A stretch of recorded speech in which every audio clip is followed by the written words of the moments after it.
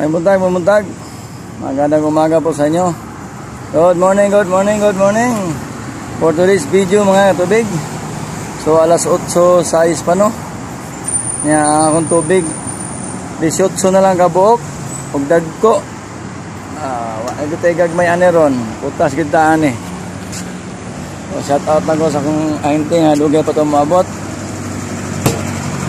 Abot to alas 9:15, 9:20.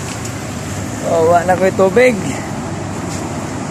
Nigramo na butanin sa mga driveron. Ganina, wala ko yung tubig kanina. 2 karton. Ang isa gipalit sa kantalan. Ang isa mo na itong gitinda. So, nabinda na lang po 18 kabukron. Ang kusog man na palit. At tayo tani. Wala kita ani.